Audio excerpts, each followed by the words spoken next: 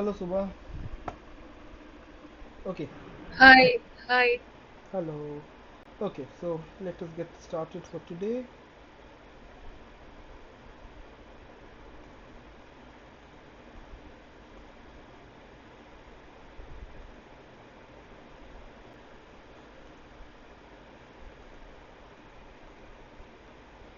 Okay,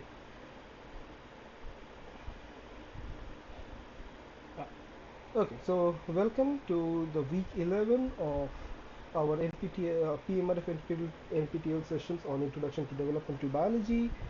We are doing this session to solve different problems that the students who are doing the course might have, and so that we are able to solve various concepts and problems they might have, and we try to solve different questions from the previous year's run of the course, so we are able to solve this year's quizzes very easily and also understand the concepts behind the sessions and the lectures.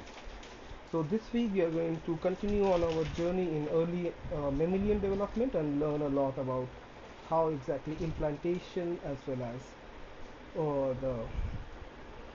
the implantation as well as the Hogs gene manipulation work and how they play a role in mammalian early mammalian development. I will quickly introduce myself. My name is Anuvab Chatterjee and I'm a PMRF fellow at IIT Kanpur, and I will be taking this course. And as you would know by this far into the course, that how we do this is that I show you a question from the previous year's quiz of this particular course, and we try to solve it together. We look at the concept behind it, and then we show the answer and we try to learn from the experience. Okay, do we have any questions from the previous week's course material or this week's course material? I guess not. So let us get started. No, not so far. Sorry, I Okay, turned the mic. Sorry. okay, okay. So the first question we are going to deal with today is that which of the following statements are true regarding mammalian embryonic development? The options are: mammalian primitive streak is analogous to the amphibian blastopore. Mammalian embryo divides asymmetrically. At the 16 cell stage, chromatin is hypomethylated. The inner cell mass can generate all body cell types, and both endoderm and mesoderm arise from the epiblast. So all of these are multiple choice, so more than one option can be correct. So I will let you think for a moment and try to answer which you think is the correct option. You can put it into the chat. I will bring up the chat.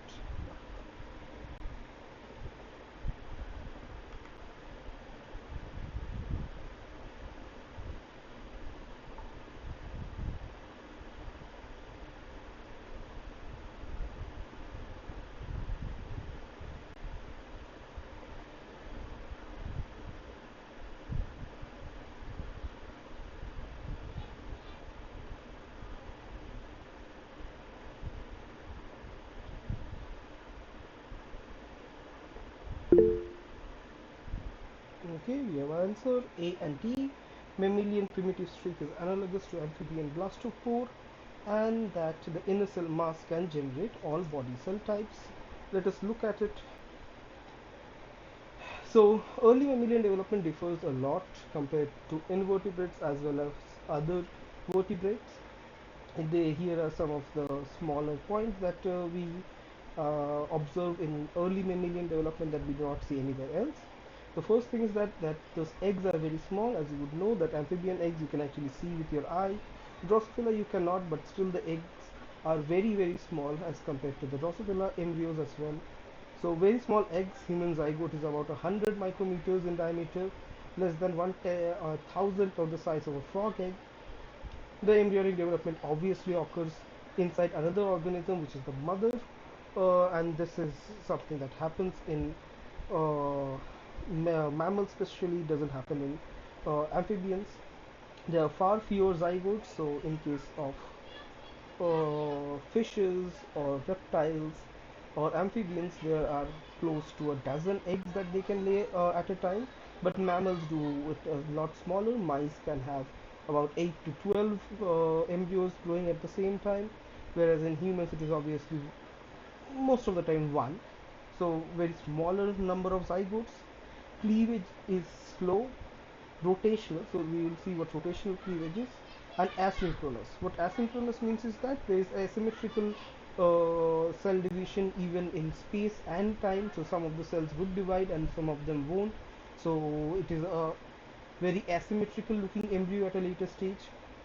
Compaction, which is a property of mammalian development, in which after during the formation of the blastula, you see that the cells compact to form a cavity which is reminiscent of the egg sac in case of amphibians, but in case of mammalian development they do not actually play much of a role, but still it is something that we still have.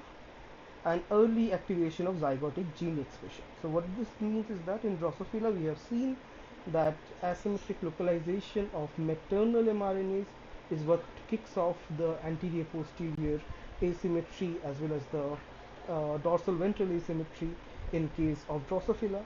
So this does not happen in mammals.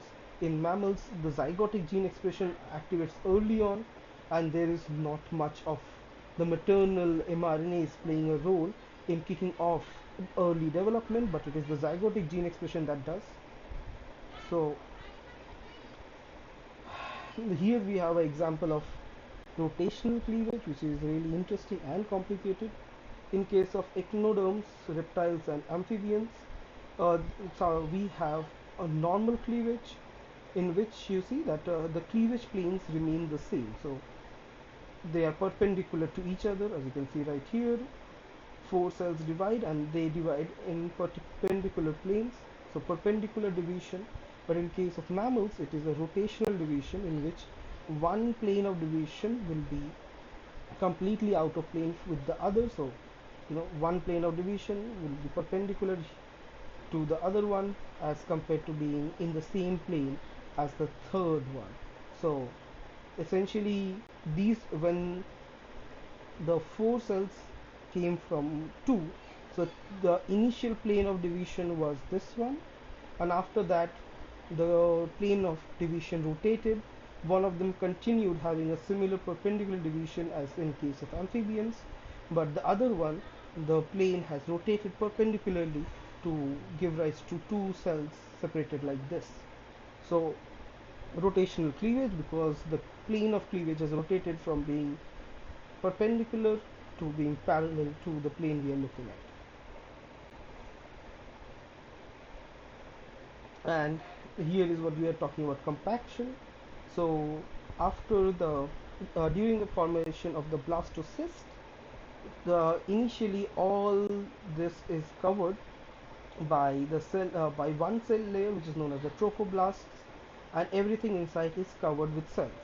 But the cells suddenly compact and only populate one part of the entire sphere of the embryo, and there is a huge hollow cavity. This hollow cavity is the egg sac, which is lined by hypoblast cells, and all of these cells are epiblast cells, the compacted ones. So this is what compaction means. All the cells go together and stay in one corner of the embryo, and all the development of the embryo will happen here. And all these cells are totipotent in nature. They can give rise to all cells in the mature embryo. So here is an example of an implanted embryo. So here we see that the embryo is getting implanted. Here we have the epiblast. These cells are the cells right here, and this hollow part is the blastocele, which is the egg chamber cavity, which is still present in human embryos or mammalian embryos, and the entire thing is covered by the trophoblast. Interestingly, the epiblast cells are pluripotent, as I said, so they can give rise to all embryonic structures and are the source of the embryonic stem cells that are really well studied nowadays, and can give rise to every one of the embryonic structures, but not the structures outside the embryo, which are known as the extra embryonic membranous structures. The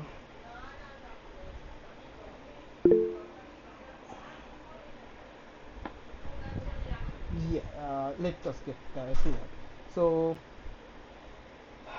blastocele, and then epiblast and trophoblast is this layer which gives rise to extraembryonic membranous structure such as the chorion, which makes the placenta and the placental connection, and epiblast cells cannot do that, and the cells before that, the ICM cells right here in the epiblast, can actually make everything before the compaction has occurred, and those are pluripotent cells. So Subha is asking, is hypoblast and primitive endoderm the same? It is not actually the same. So this happens after gastrulation. I do not think I have a slide on this, but this should work. So this is the lineage of the cells. At the blastocyst stage, it is starting to become compact, and we have, so this is the blastocyst stage, and we have the inner cell mass, and the trophoblast that surrounds the entire embryo. This inner cell mass divides into hypoblast and epiblast, and the epiblast gives rise to all the embryonic tissues. This is our source of embryonic stem cells. Hypoblast and trophoblast together give rise to other structures such as the yolk sac, which in mammals is just redundant, if you can say that, and trophoblast from the cytotrophoblast and the syncytiotrophoblast, which give rise to the chorion and later on the placental connection. So it is not true that is hypoblast the primitive and primitive endoderm the same. That is not correct. So what happens is that during gastrulation, the cells in the epiblast start moving in through a particular region right here, which is known as the primitive streak, and once they start moving in, they give rise to the three germ layers. The hypoblast is actually the lining of our blastocyst cavity. Hypoblast cells do not have a direct contribution to the endoderm. Everything in the endoderm, or everything in the three germ layers, comes from the epiblast. So this you can imagine being the basal membranous cells which divides the epiblast cells from the blastocele. So a hypoblast does not directly contribute to the endoderm.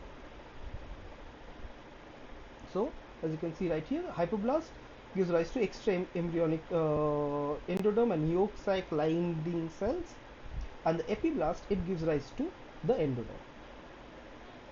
Is that fine?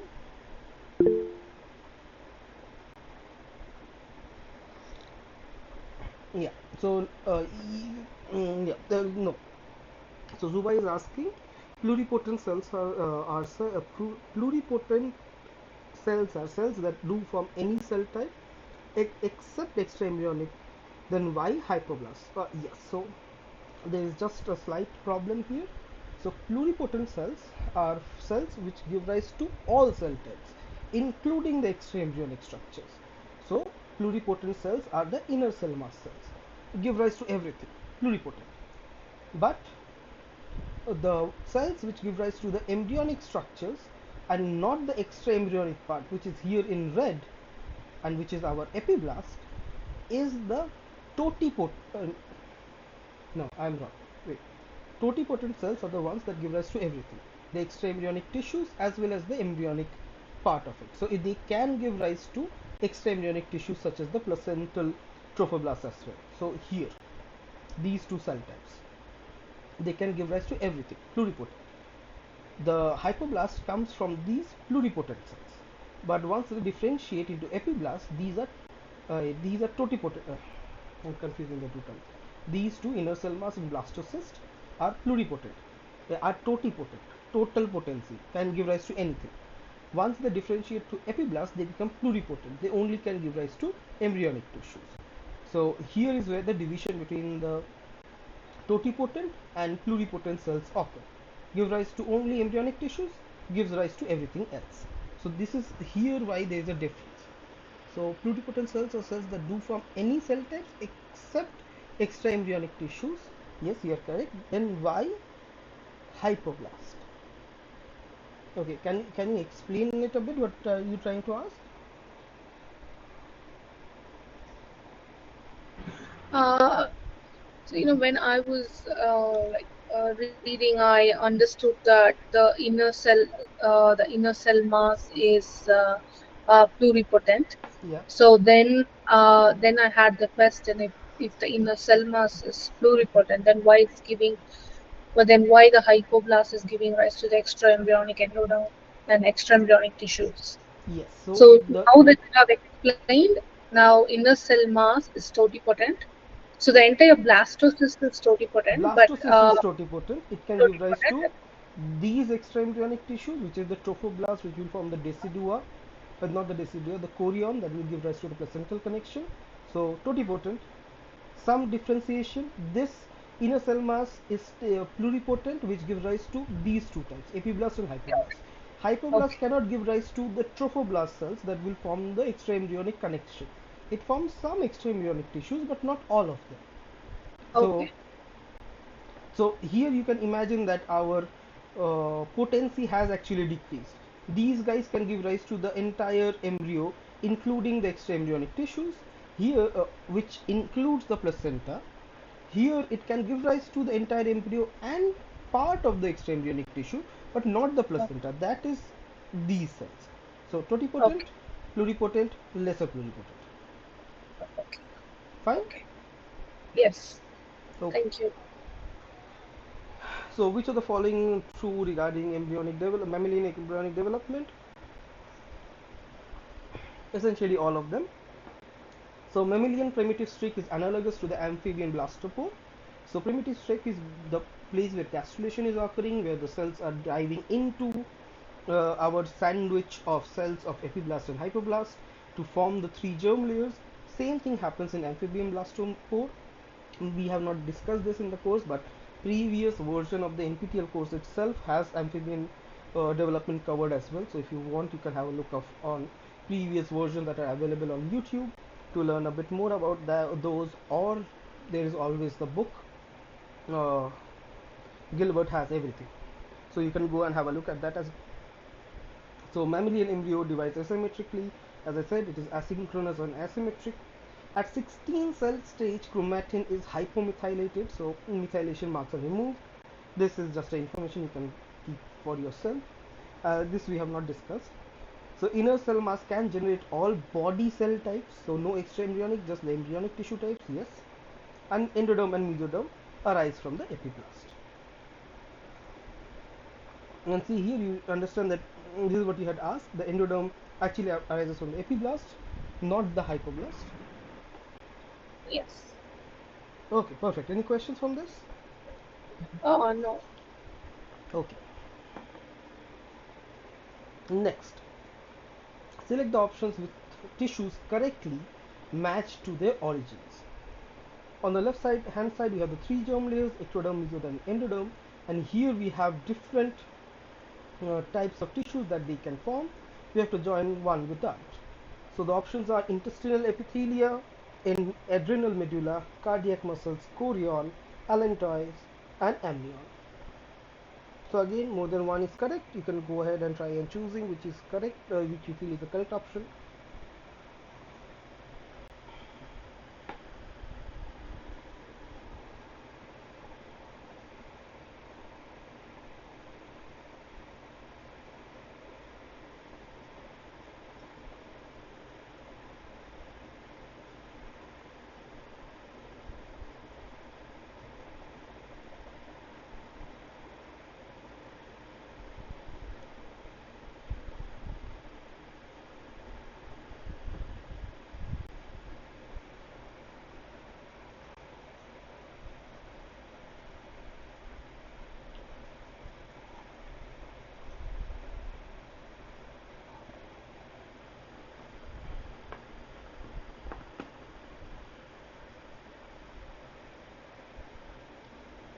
Any idea regarding this, which you think is the correct option?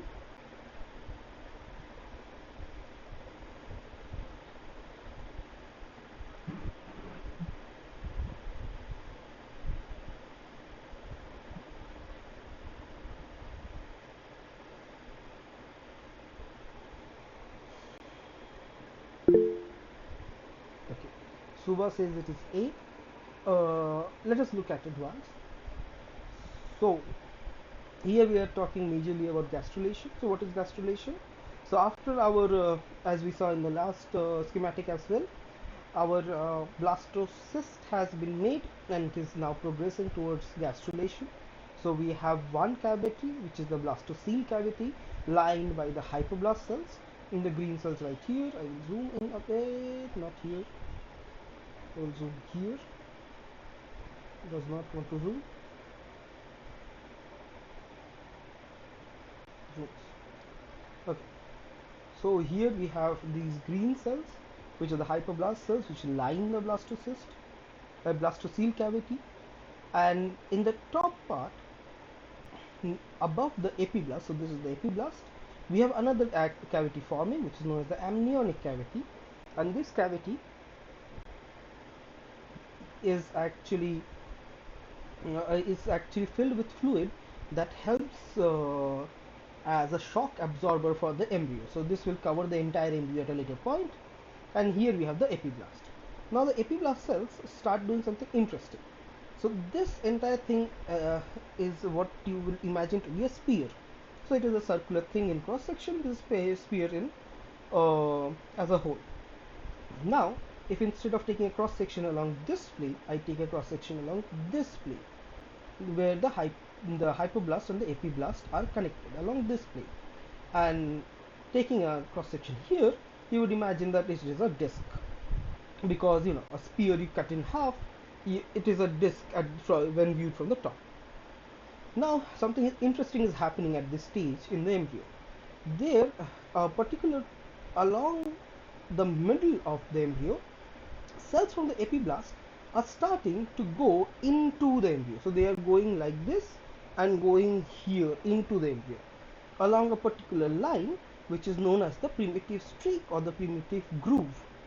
So this part, they are just diving into the epiblast, and once they are diving, they dive something like this. So here you have the epiblast, here you have the hypoblast, and the epiblast cells are along this primitive groove are going into the embryo like this, and they start going in and in and in till they form three separate layers. And these layers are our ectoderm, which is the epiblast that stayed at the top, the mesoderm, the one that stayed in the middle, and the endoderm, which now is actually at the bottom. So ectoderm, mesoderm, and endoderm. So this is known as gastrulation, the formation of three cell layers from the one cell layer of the epiblast. So the endoderm and the mesoderm form from the epiblast. Both types of cells migrate through the primitive streak, and migrating epiblast need to lose their e-cadherin. So this comes from our discussion way early on epithelial to mesenchymal transitions, in which if the cells are attached to each other, they are known as epithelial cells, and if they want to detach and migrate, which they are doing here obviously, they have to start losing their connections to the cells beside them, which they do by losing e-cadherin, and then detached from the neighboring cells and become mesenchymal cells and then travel. So here there is a thing that people sometimes get confused on. There is a difference between mesoderm and mesenchymal cells. So mesoderm is a germ layer. So it is one of these three layers, the ectoderm, mesoderm, and endoderm. This will give rise to our embryo.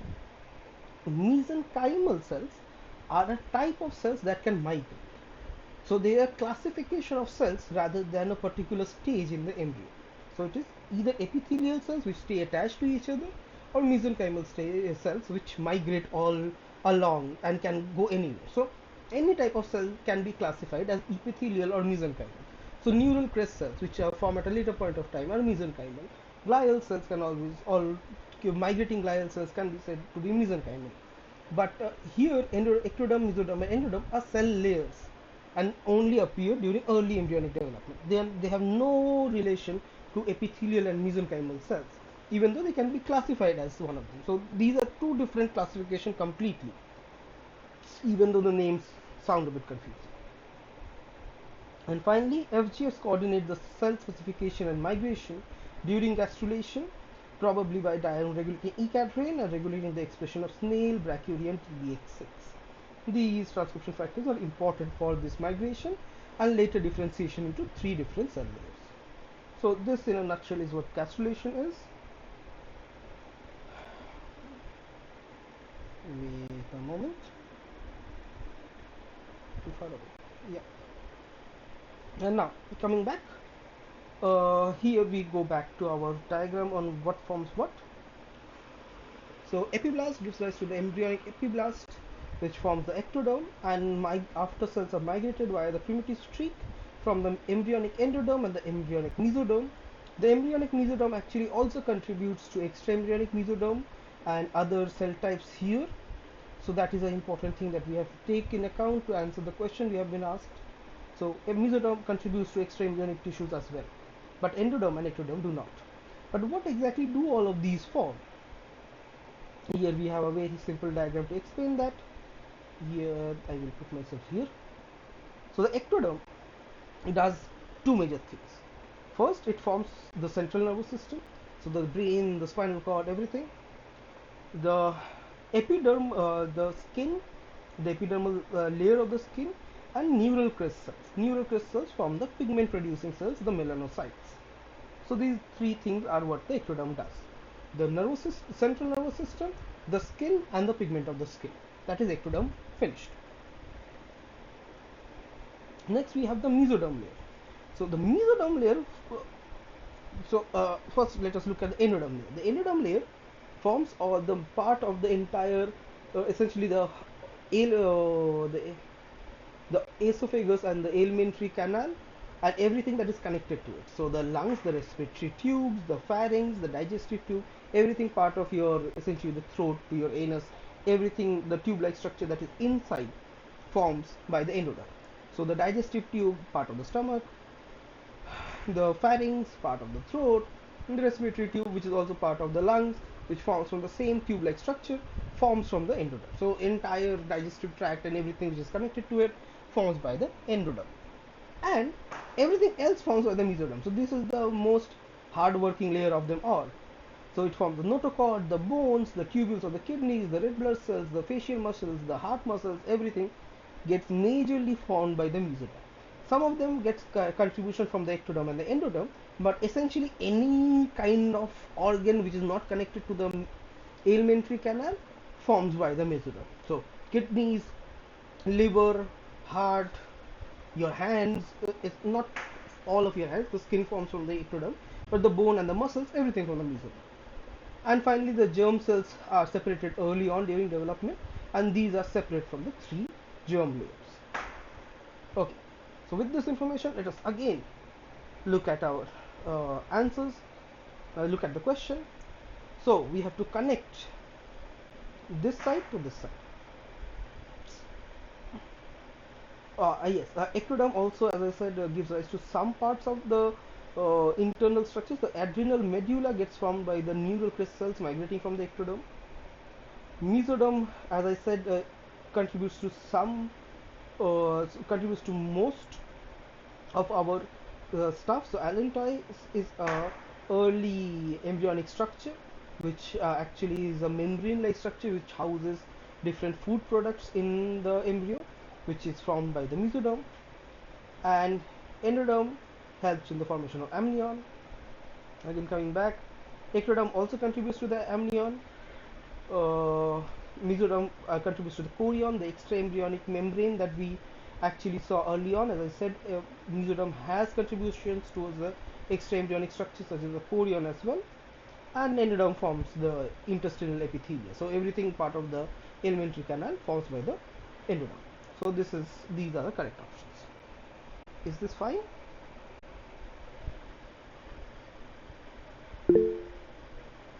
Okay, moving on. Which of the following may impede the implantation of the mammalian embryo? The options are loss of function of zona proteins, loss of function of mutations, or loss of function mutation in proteolytic enzymes, gain of function mutation in E-cadherin, administering anti-integrin morpholinos, administering anti-Wnt antibodies in utero. So this is also more than one option correct kind of a question. You can go ahead and try to answer it.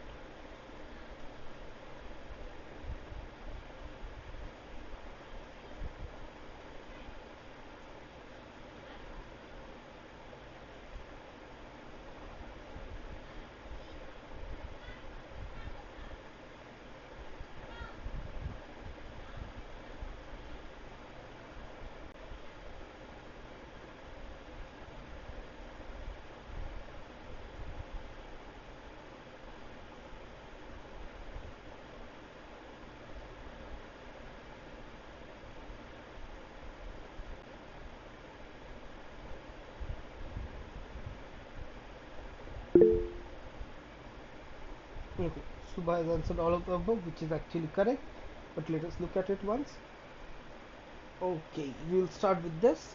So, fertilization. So, this is the female reproductive tract, and here are the ovaries, where our oocyte is getting formed, and while the fertilization occurs early on in the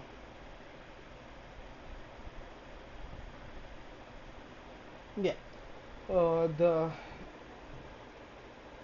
yes, so oocyte occurs, fertilization occurs in the tubes early on before going into the cervix or the uterus. So fertilization has occurred here. So the embryo is developing. By the time it reaches the uterus, it is already at the blastocyst stage and ready to implant.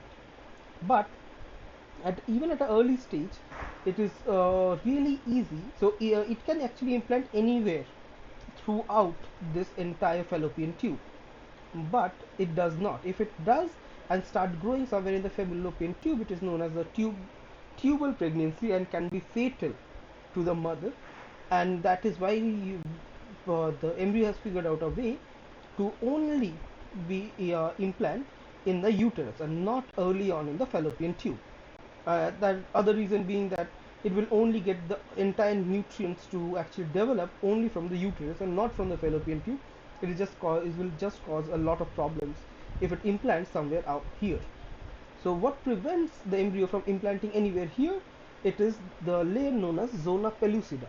This is a layer which covers the oocyte and keeps on covering the embryo till it reaches the uterus and reaches the blastocyst stage.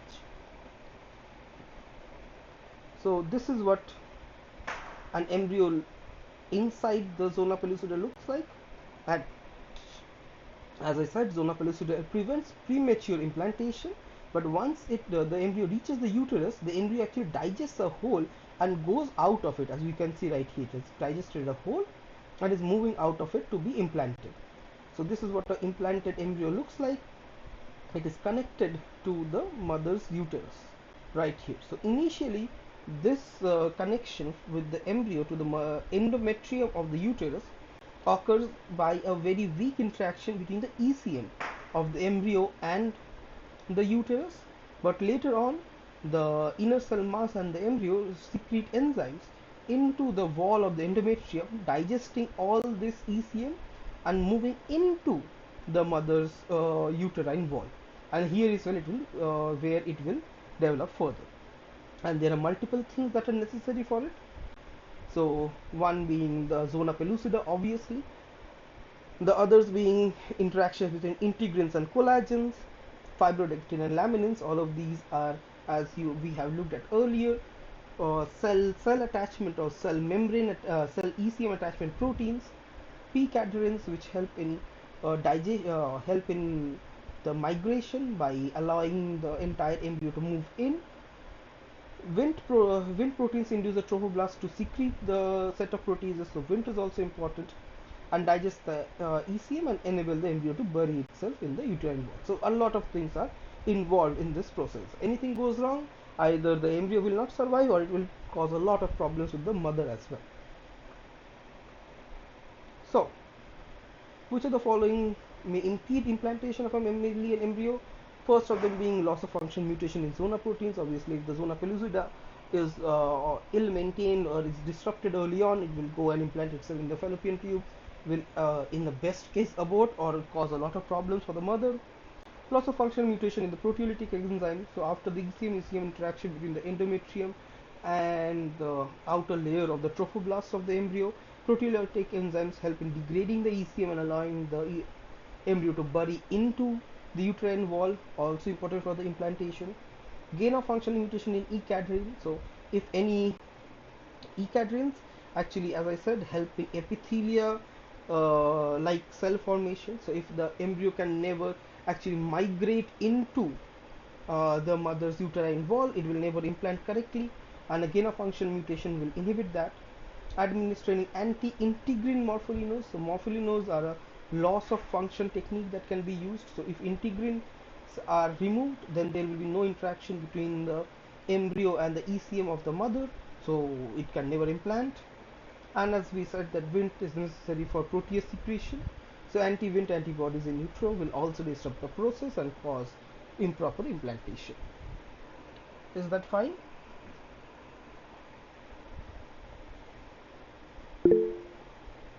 Okay, moving on.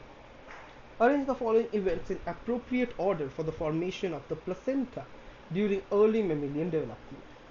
The options are, so you have to arrange these options in a correct order. The extraembryonic mesoderm forms the blood vessels of the umbilical cord. Diffusion of nutrients and waste products initiate between the fetus and the mother. Cytotrophoblasts provide initial adherence to the endometrium via adhesion molecules. Maternal vascular tissue is replaced by trophoblast cells. Syncytiotrophoblasts further progress the embryo into the uterine wall. So these are events that occur during implantation and formation of the placenta. You have to arrange them in chronological order. The order is given right here. There are 4 options. Only one is correct this time. So I will give you a moment to try and figure this out.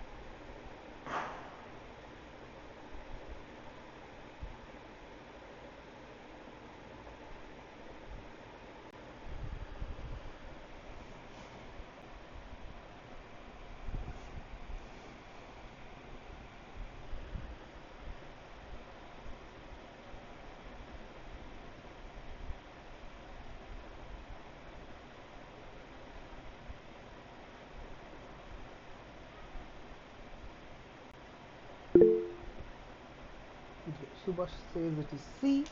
Let us look at it. So these are the different things that occur after implantation. So here is our growing embryo with the the embryonic part being here and the outer part being the trophoblast and the extraembryonic tissues, and these are the ones that will form the umbilical connection to the entire umbilical connection and the placental connection to the embryo to give and take various stuffs from it. So what is the order of things that happens?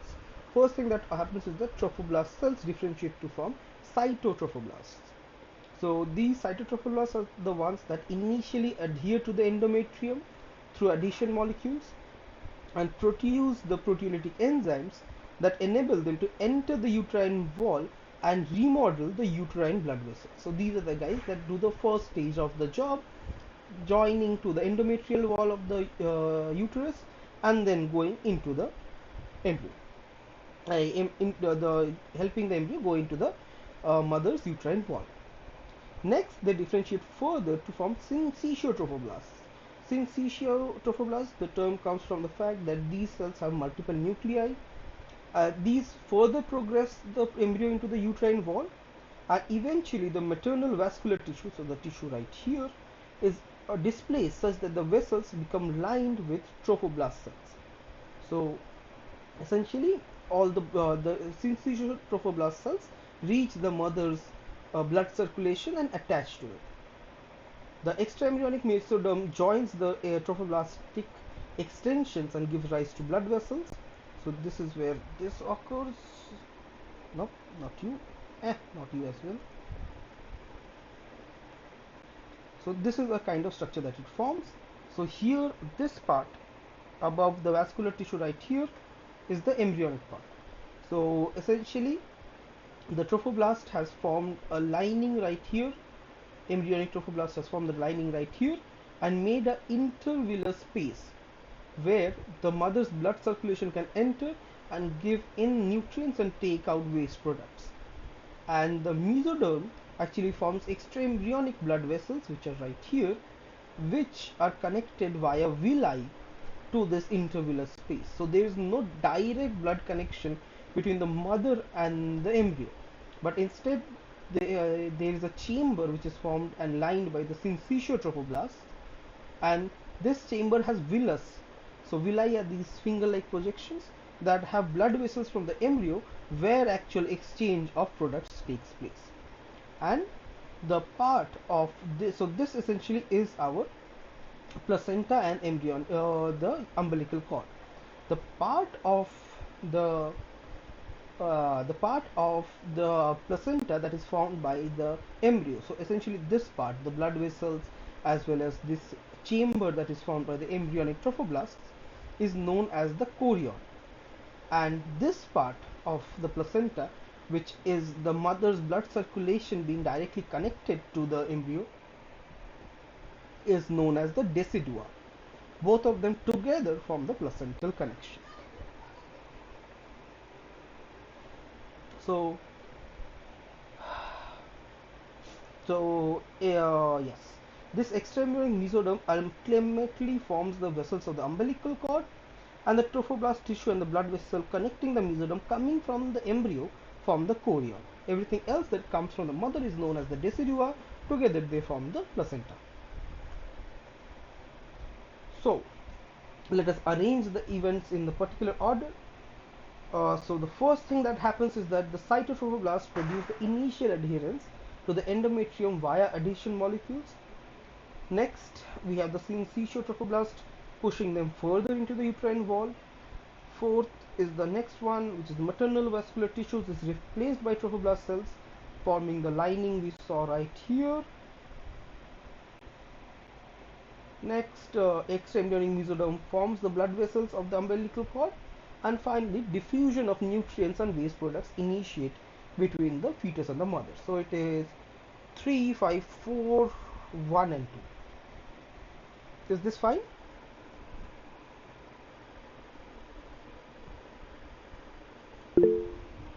Okay.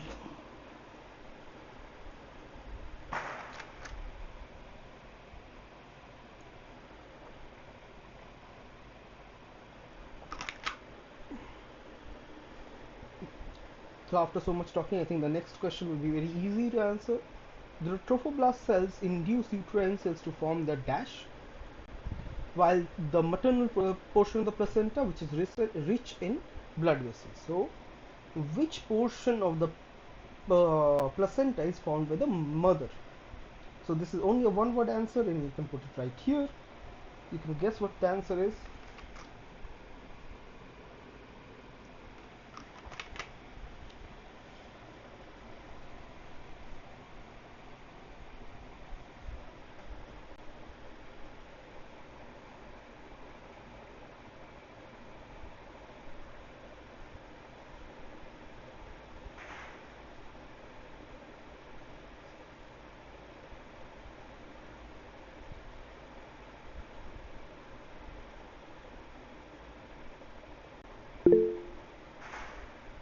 Yes, so Subha has answered it is decidua, which is the correct answer. Let us again look at this.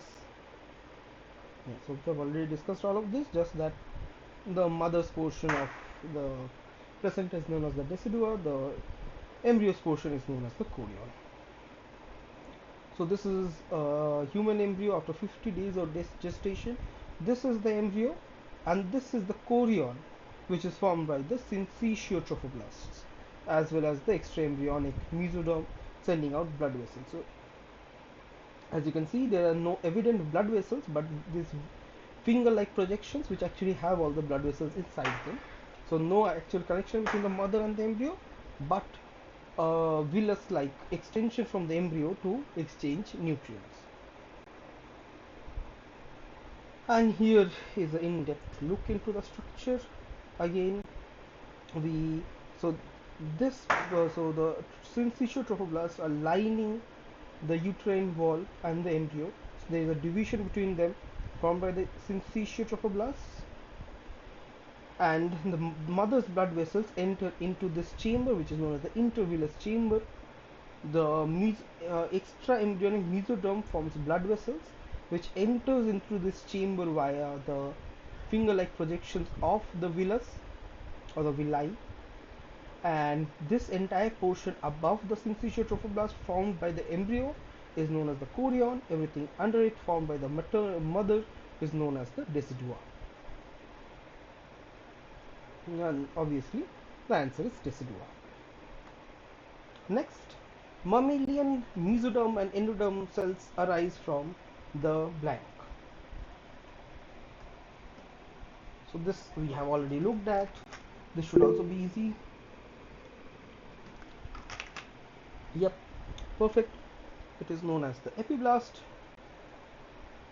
We have already discussed this. Epiblast cells differentiate into embryonic epiblasts and then undergo gastrulation to form the three cell layers: ectoderm, endoderm, and mesoderm, out of which ectoderm is the lazy one that stays on the top, forms the skin, the pigments, and the central nervous system. Everything else, the endoderm and the mesoderm, migrate downward to form the other parts, and the primitive tree, the essentially the endoderm and the mesoderm are from the epiblast. Perfect. Next, which pairs are found in high concentration in the anterior end of the mammalian embryo? The options are nodal and BMP, cerebrus and noggin, BMPs and winds, caudin and noggin, and FGFs and caudin. So, which of the following are present in high concentration at the anterior end of the mammalian embryo? So, this is also more than one correct kind of option. You can go ahead and choose.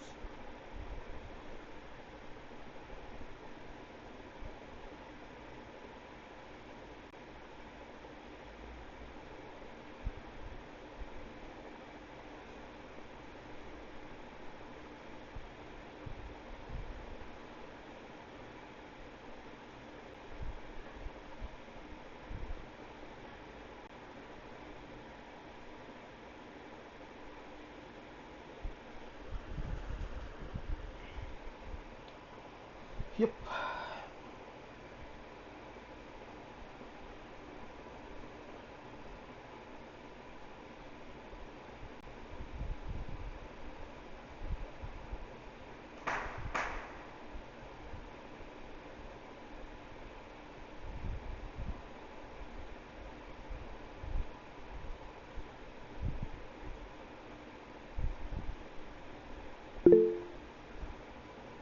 A and C, nodal and BMPs and BMPs and wills.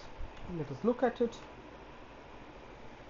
I will again put my picture away for a bit. So this is what the early primitive streak looks like, and there are organizers present in the middle as well as on two parts, at the anterior and the posterior end. So organizers are signaling centers that give rise to different signaling molecules that pattern everything around them. So without the organizer, nothing will get properly patterned and form what structures they should later on. So there are multiple organizers present in the mammalian embryo. Again, since we have skipped amphibian development, we have a huge discussion on how organizers were actually discovered in the amphibian embryos and what roles they play have been greatly studied well in amphibian embryos. So again, I will encourage you to try and go and look at the previous year's NPTEL course and look at all the what the amphibian development is all about, as well learn a bit more on the organizers. But essentially these are signaling centers that help that release a lot of signaling molecules, and the gradient of the signaling molecules determine what embryonic structures will form where, essentially patterning the entire embryo.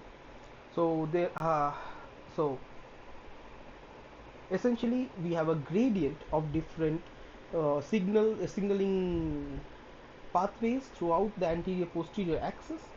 So the posterior part of it is high in Wnt, BMP and FGF. So there is a high concentration of Wnt, BMP and FGF in the posterior region, and a high concentration of the antagonists of BMP and Wnt on the anterior region. This is what determines that this will be the anterior region and this will be the posterior region. And essentially the anterior region contains different antagonists such as cerebrus, noggin, caudin, which individually inhibit mostly BMP as well as winds. So this is just what it is. This happens during embryonic development. And here we have FGF8 mRNA in situ hybridization, showing the concentration gradient of FGFs. It is produced highest at the posterior end near the tailbird, and the gradient diffuses as you go further into the tissue. And signaling molecules give rise to a secondary players such as CDX1, CDX2, CDX4, which in turn activate the Hox genes, which finally perform the anterior posterior pattern. So this essentially is very similar to how we have the maternal gradients of bicoid and nanos in the Drosophila embryo, which gives rise to the pair rule genes, which finally gives rise to the Hox genes, which finally gives rise to anterior posterior patterning.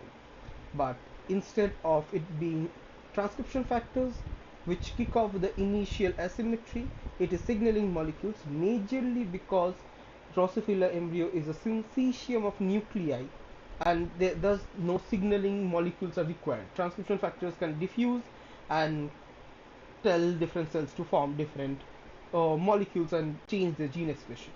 But since the mammalian embryo is just, it is full of cells, it is not a syncytium, that is, the cells have to send out signaling molecules to inform other cells around them to form particular things.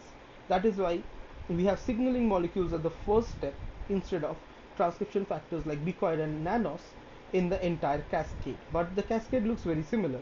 It is signaling molecules in the case of transcription factors, followed by molecules which take in turn, which are present in place of pair rule genes, which finally form the Hox gene expression pattern, which finally cause anterior posterior patterning.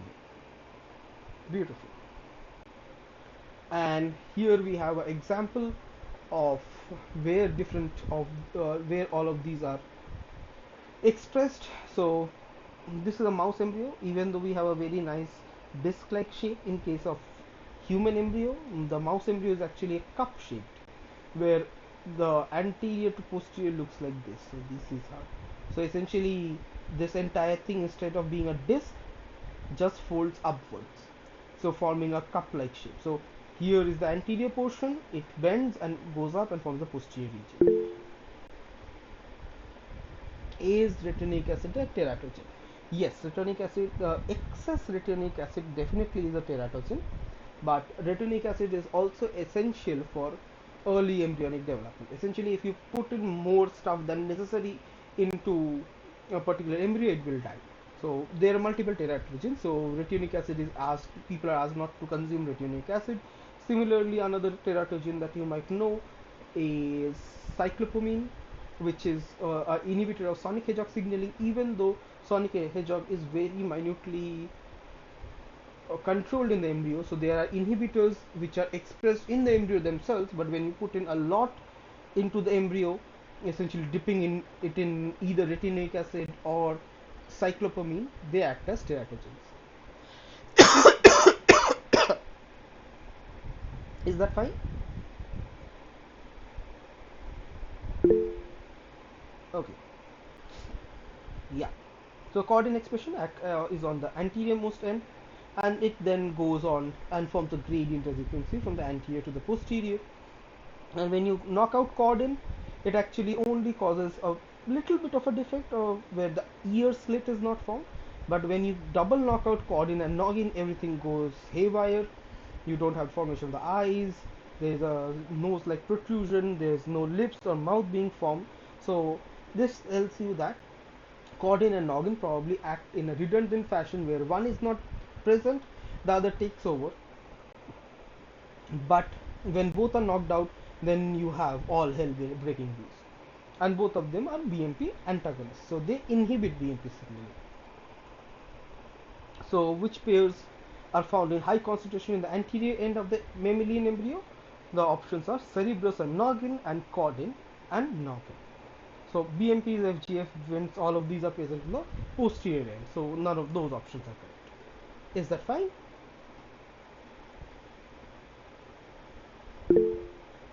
Perfect. So the chick's neck has more vertebrae question. Yes. So what happens when only the noggin is knocked out?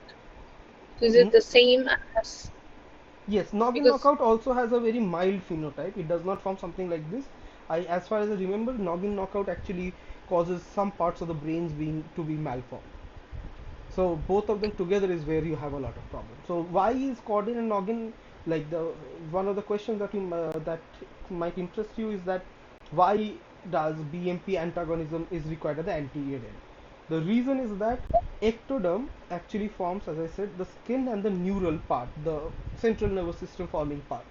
So normally the ectoderm always likes to form the skin, which is all uh, which is because there is always BMP signal going around. The anterior most portion has BMP antagonists like caudin, noggin, and cerebrus, which inhibit BMP signaling and promote neural fate.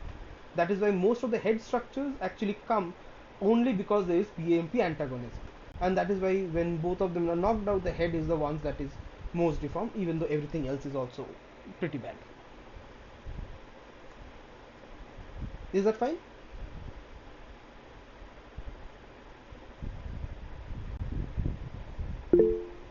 Okay. Okay, moving on. The chick's neck has more vertebrae than mouse because HOX6 is expressed in fewer vertebrae in mouse than in chick. HOX5 is expressed in fewer vertebrae in chick than in mouse. HOX6 is expressed in fewer vertebrae in chick than in mouse. The expression domain of HOX9 is extended more anteriorly in chick than in mouse. Which of the following do you think is the correct option? This is also only one option kind of a correct question, so you have to only choose one option.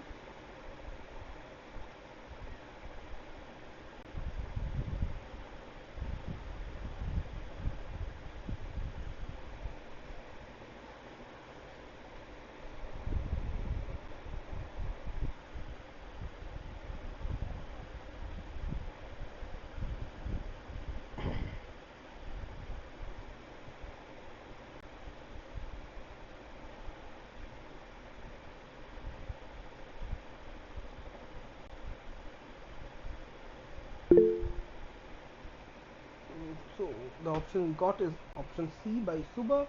Hawk 6 is expressed in fewer vertebrae in chick than in mouse. Let us look at it. So we have dealt with Hawk's genes before. These genes are actually the master regulators of tissue specific expression and formation and determine what kind of tissue will form where. And interestingly, the anterior posterior expression pattern in the embryo actually follows the same pattern as where they are placed on the chromosome from the 5 prime to the 3 prime end.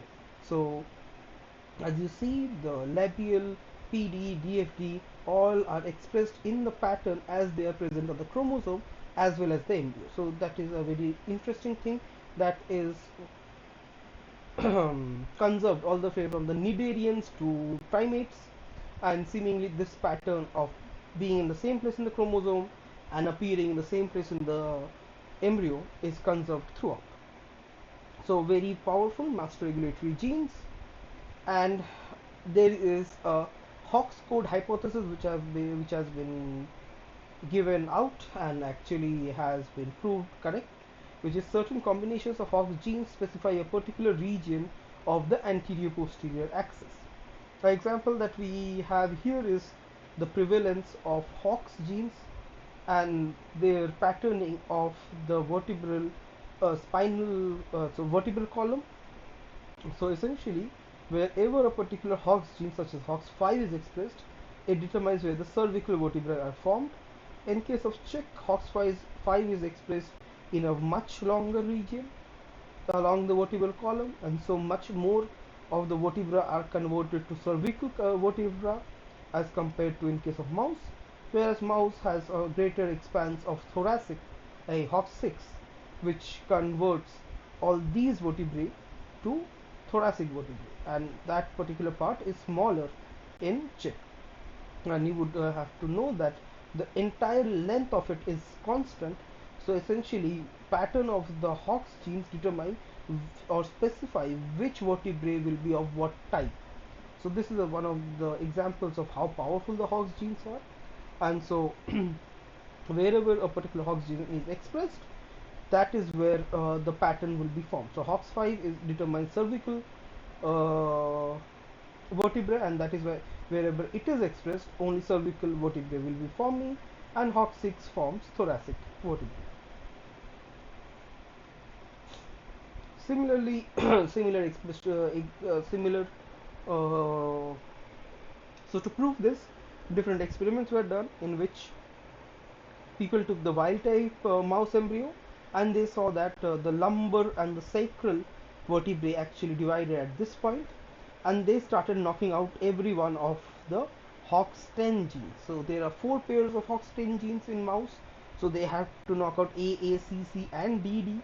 So all the HOX A, HOXB, HOXC, HOXD, B is not present here. So HOXA, HOXC, and HOXD uh, of the 10 type were knocked out, and they saw that the lumbar region actually uh, took on a much more thoracic uh, took on a much more sacral part, phenotype. Similarly, when you knocked out the 11 one, sacral vertebrae did not form, but the lumbar extended much more. So essentially, wherever the Hox gene is present, that type of vertebrae forms there. If it is removed, the other type extends and forms the other one. We will discuss this in another slide as well.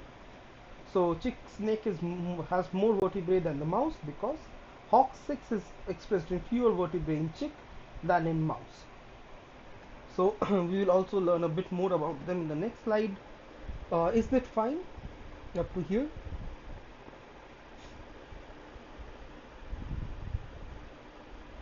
Any questions? Okay. So, when you were talking about the Hox genes, it just reminded me of when we were looking at this homeotic gene expression in Drosophila, Yeah. where the absence of one domain, it actually extends it. So, where the fly has two wings, is it similar in the same Hox gene? Yes. So if you remember, when we are looking at the bithorax, ultrabithorax mutants, that is what we saw. That instead of 2 wings, the flies actually had 4 wings. The reason Yes. being that we knocked out the ultrabithorax complex, which actually determines the abdominal part of the fly, which once knocked out, the thoracic part took over and formed similar wings in the abdominal part, which we discussed was known as posterior prevalence, which we will Yes. look at again in here. So I have a slide on this, so we will get that cleared up. Okay. Yeah, but it is the correctly, it is the exact same phenomenon that occurs here, just instead of there being wings being formed, but it is the vertebral column which forms the exact same thing as the previous one when we have a knockout.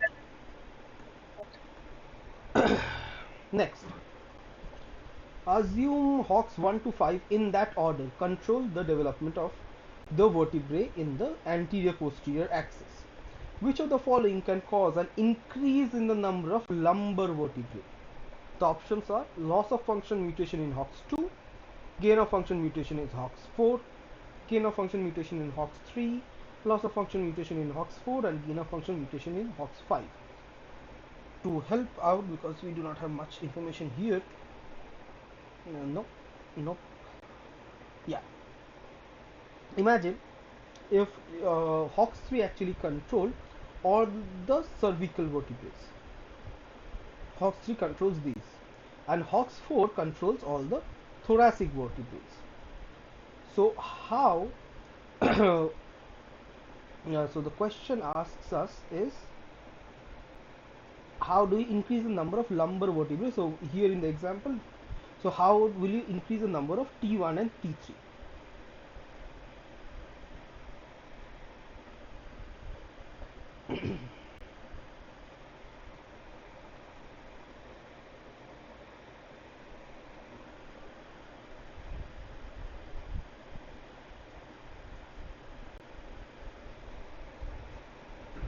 Can you go back to the question again? Yep.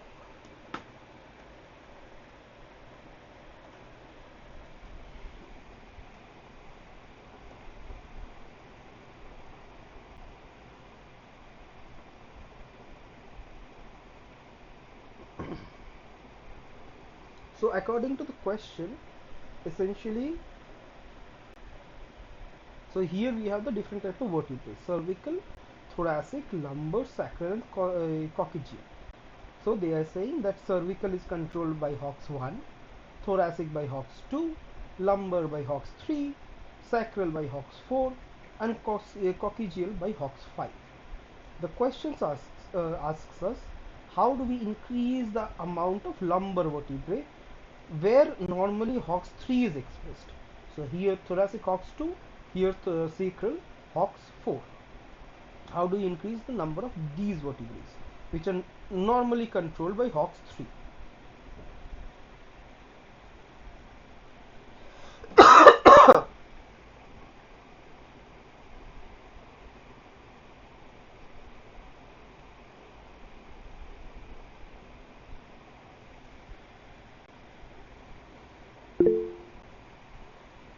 Gain of function of which one? There are a lot of options for gain of function.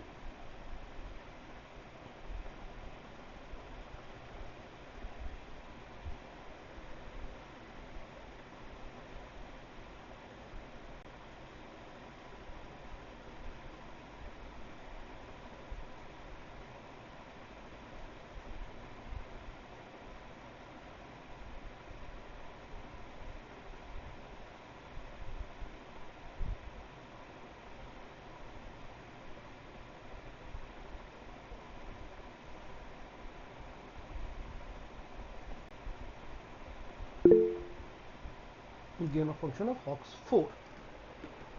Gain of function of HOX 4. So HOX 4, 1, 2, 3, and 4. Gain of function of sacral would increase the lumbar. Okay, let us look at it. The question is a bit confusing. So this is a very good example of how exactly this works. So what I've been talking about posterior prevalence for a while. I will finally give you a good explanation of it.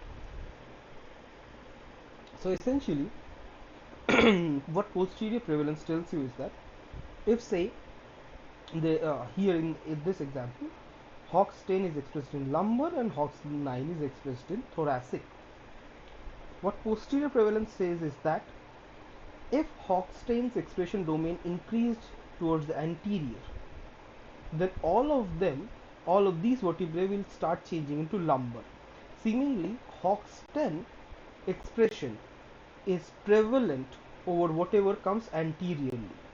So whenever a posterior HOX gene is expressed in an anterior part, the HOX10 will take over. The posterior gene will take over. So if HOX10's expression increases, more of the vertebrae will be lumbar. HOX9 in this case, even though they are expressed in the same region, will be diminished. So it will not have the effect that it normally has, because HOX10 is now coming into its region. So whichever HOX gene is present posteriorly, if it is expressed anteriorly, then whatever structure the posterior gene forms, that will get formed. So example, so say we had a particular thoracic HOX gene. When this thoracic HOX gene was overexpressed, it extended its boundary anteriorly because it overexpressed and went above into the anterior region and converted all these into thoracic as well. So posterior prevalence, when the HOX genes are posterior HOX gene always overtakes the phenotype of the anterior HOX gene. This is overexpression. So when loss of function occurs, then it goes the other way around. So if for in looking at the same example, so HOX10 being expressed in the lumbar region causes this to be lumbar. If it starts growing in expression pattern, then it will take over the thoracic region and form more lumbar vertebrae here. But once, if HOX10 is now mutated, then HOX9, if it is present here, it will start forming thoracic vertebrae right here. So if HOX10 is out of the picture, HOX9 being there will take over. So if the posterior gene has a loss of function, the anterior phenotype extends posteriorly. If the posterior gene has a gain of function, the posterior phenotype extends anteriorly. So this is known as posterior prevalence. Whichever Hox gene is present in the posterior, when expressed in the anterior region, takes over the phenotype in that region. Is that fine?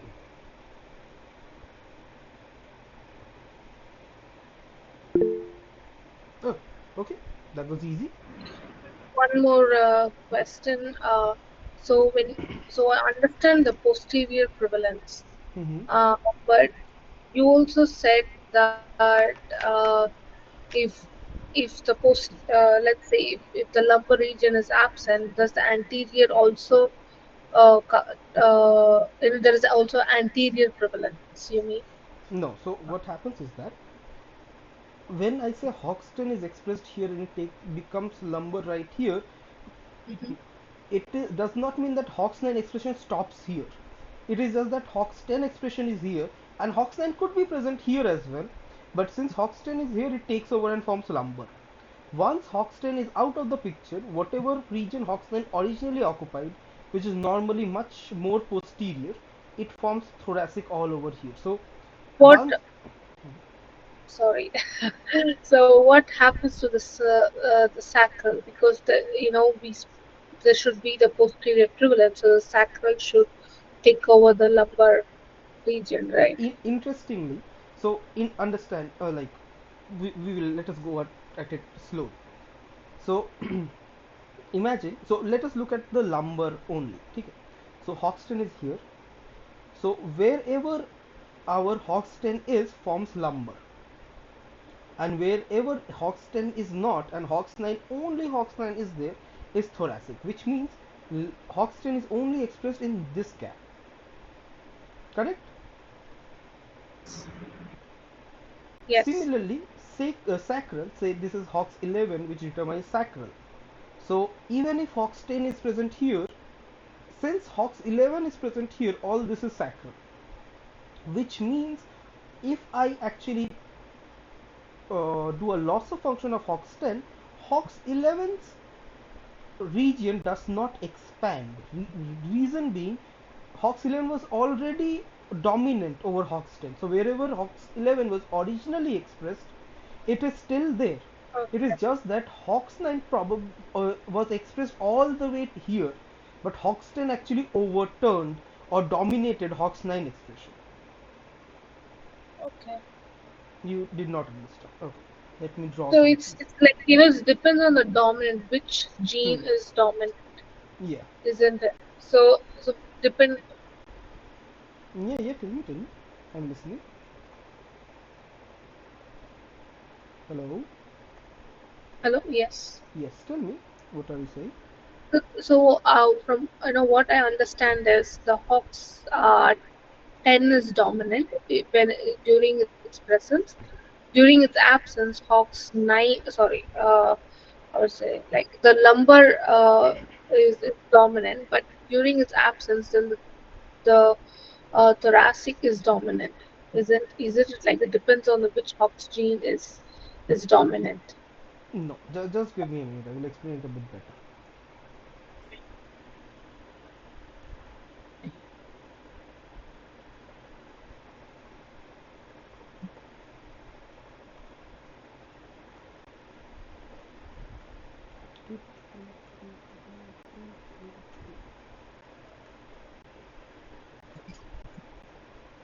Okay.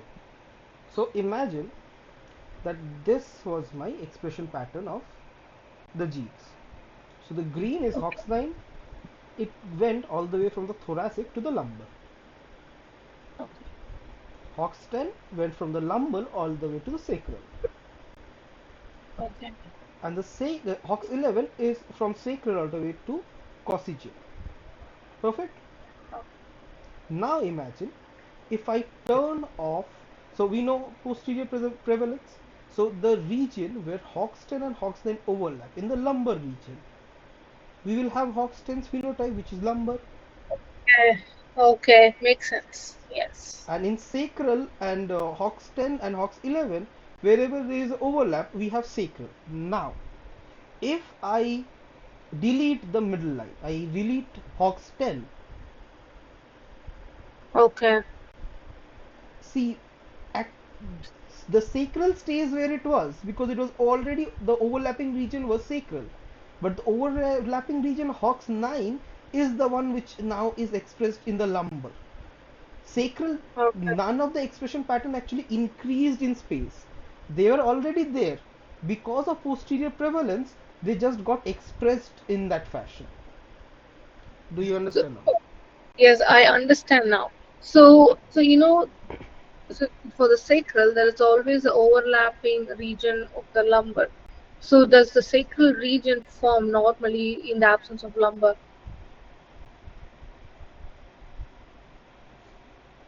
Yes, it will, because wherever the Hox 11 sacral was being expressed, it formed the sacral one. So even if it is not there, because the one that is posterior does not care what is being expressed in its region, it will always take over.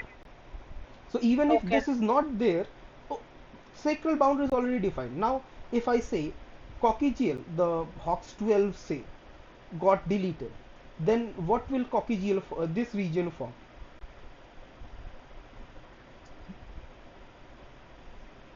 So the coccygeal sacral Sacral, is because in. the anterior probably was being expressed here as well, but Hox 12 took over and only formed coccygeal vertebrae here. But once it was Oh, removed, sacral extended. So okay. essentially, it is not extending; it is already there. But since there is a posterior Hox gene, the effect gets masked. So once I Okay. remove the mask, whatever it originally once was starts getting expressed. So lumbar dominates over thoracic because of Hox 10. Once I remove the thoracic lumbar, Hox 9, because it was already there, makes all of this thoracic. Makes sense. Makes sense. Yeah, it is. This actually is very well explained in the book as well, using snake vertebrae. They actually have a huge experiment regarding this, where they did the same thing. So Okay. you can have a look at it, and they actually explain it very well in the written form. If you want to have a look at it, is this Yes. fine? Anything regarding this? Oh, I understood it. Thank you. Oh, perfect. Okay. So yeah, which of the following can cause an increase in the number of lumbar vertebrae? It is gain of function of Hox3. So gain of function of Hox3. So if we are here and say this is our lumbar. So gain of function of Hox10 would increase the lumbar towards the thoracic. So that is one thing that will extend it. Or a loss of function of sacral will extend it this way. So gain of function of Hox10 or loss of function of Hox11. In our particular question, this is Hox3 and this is Hox4. So gain of function of Hox3 and loss of function of Hox4. Fine? Yes. Perfect. Moving on. Hox genes are an example of molecular parsimony, paralogs, orthologs, modularity. More than one option is correct. You can choose whichever you think is the correct one.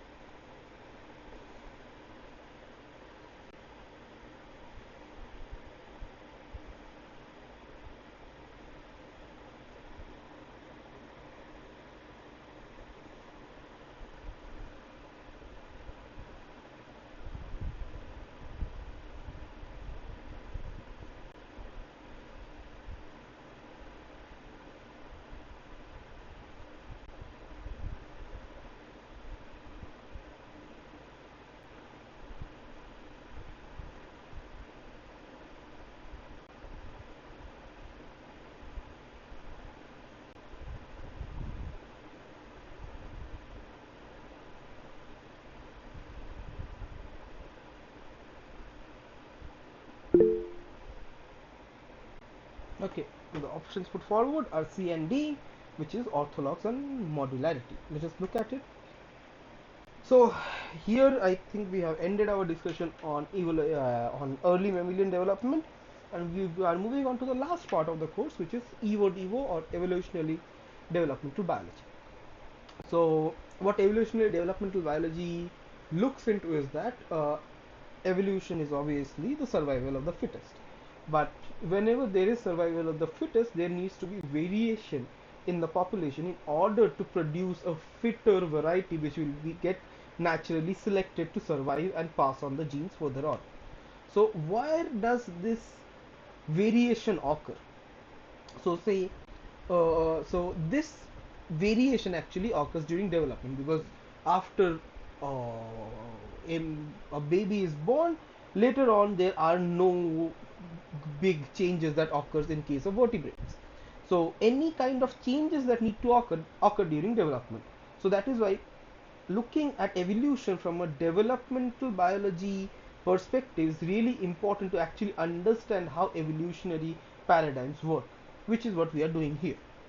So any variations in protein coding genes, or in mutations, or in gain of functions, all occur during development, which in turn cause variation. Out of the variation, the naturally selected individuals pass on their genes, and that is how evolution works.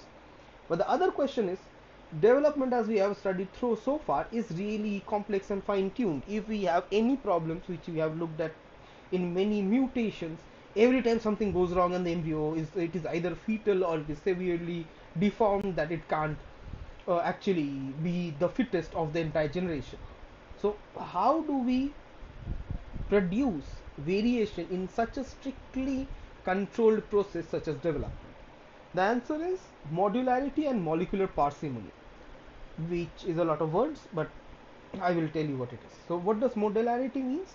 So we have looked at modularity before on when we are discussing enhancers.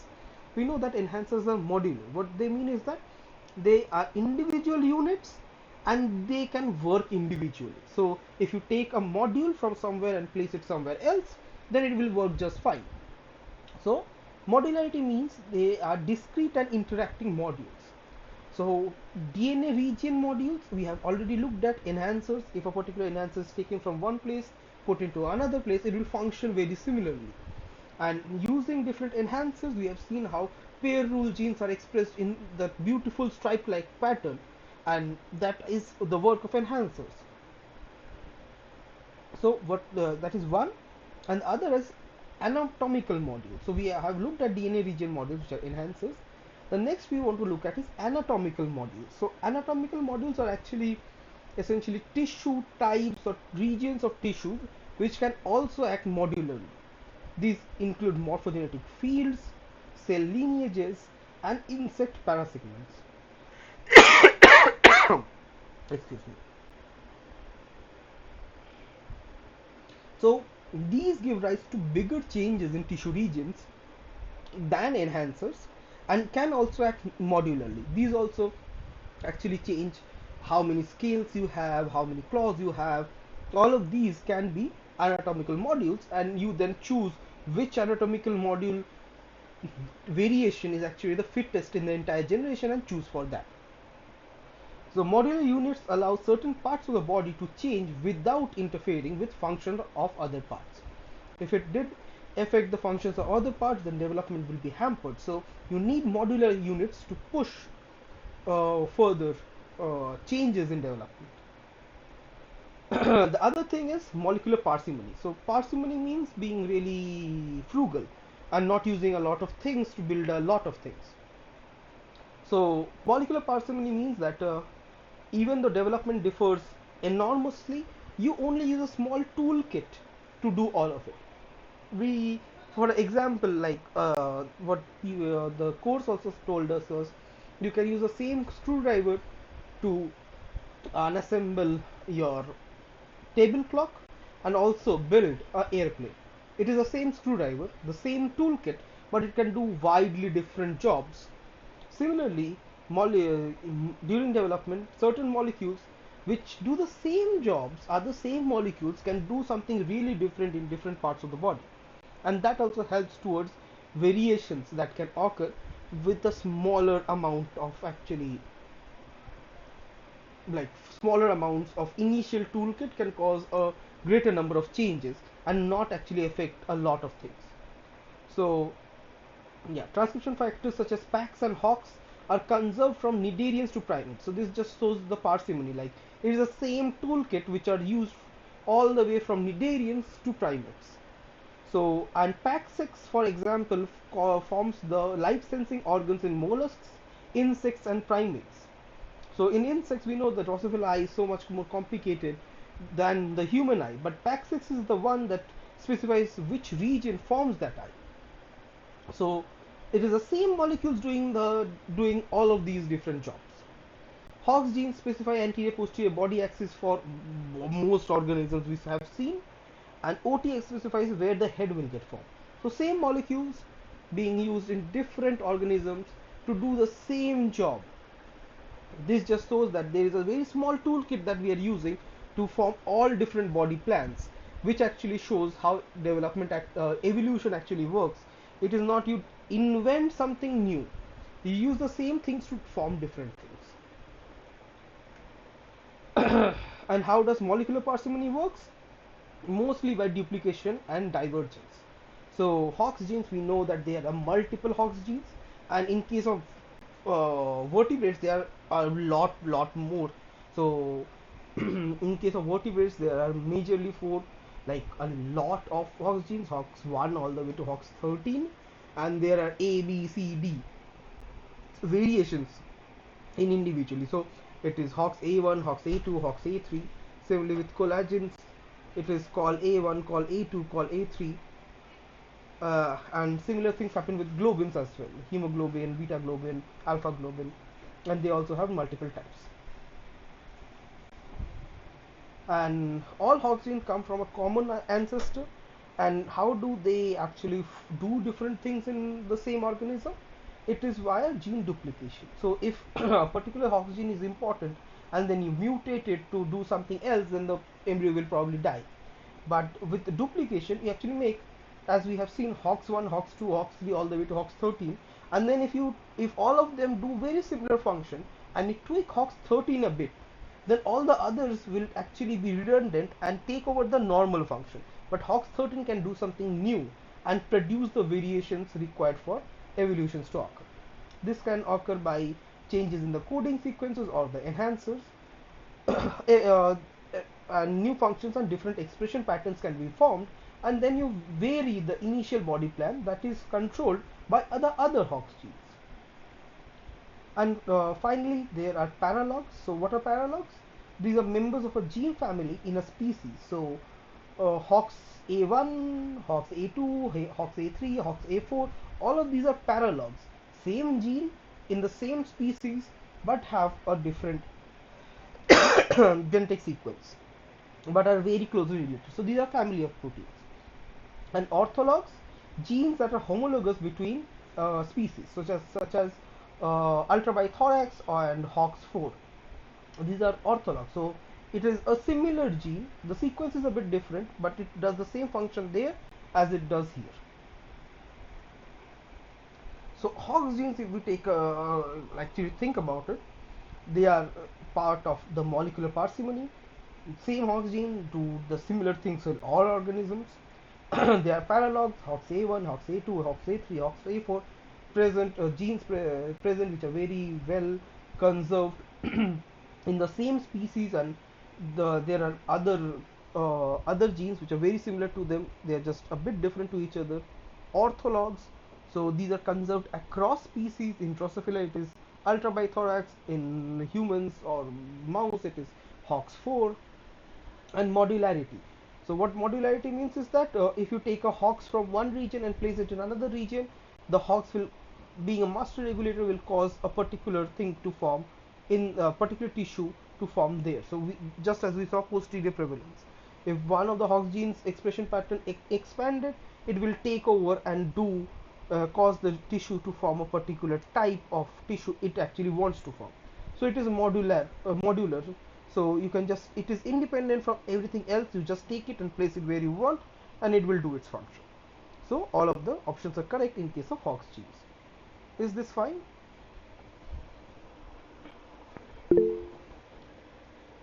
Okay. Yeah. Which of the following is an example of deep homology?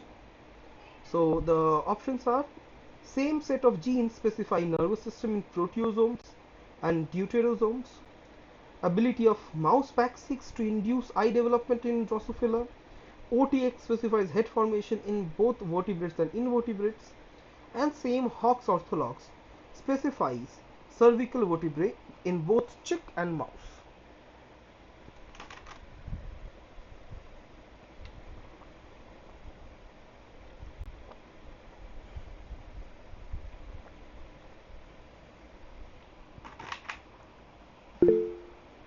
A. Same set of genes specify nervous system in both protosomes and deuterosomes. You are correct. But let us look at it. So we have looked at paralogs and orthologs, same genes which so similar genes which are either present in the same species or conserved across species and do similar functions. But deep homology is a bit different. So what deep homology means is that there is a particular set of genes that do the same thing in one organism or one species and does the same thing, similar thing in another organism and another species. So it is not individual genes but a pathway that is conserved between different species. And it is the example we have is formation of the dorsal ventral axis in Drosophila, which is a protosome, and mouse deuterosome. So in Drosophila, it is found by DPP and SOG, and similar thing is done by BMP and cordin, even though it is the other way around. So DPP is homologous to BMP, SOG is to cordin, and but the set of genes downstream to them are also conserved across species. So there is an entire pathway which is conserved in different species, and that is known as deep homology. And it also suggests that the plan for specifying the animal nervous system may have arisen only once because of deep homology. Because this makes sense, because if there were multiple attempts to pattern or form the animal nervous system or similar such structures, then we would have seen different approaches to the same problem. We would not have similar homologous genes acting in a similar pathway doing the same thing. This just means that in different organisms the same thing actually adapted, and all of this comes from a common ancestor. And that deep homology gives us the answer that yes, which organisms may be more closely related than the others. So you were correct. The same set of genes specify the nervous system in protosomes and deuterosomes. Okay, that is all I had for you today. Any questions? Oh, no, thank you for explaining. You explained really very well. Thank you. Thank you. Okay, so if anyone has any questions, you can put it into the YouTube comments, send it to the NPTEL forum, and I will see Yeah, you next week. Thank you. sure. Thank you.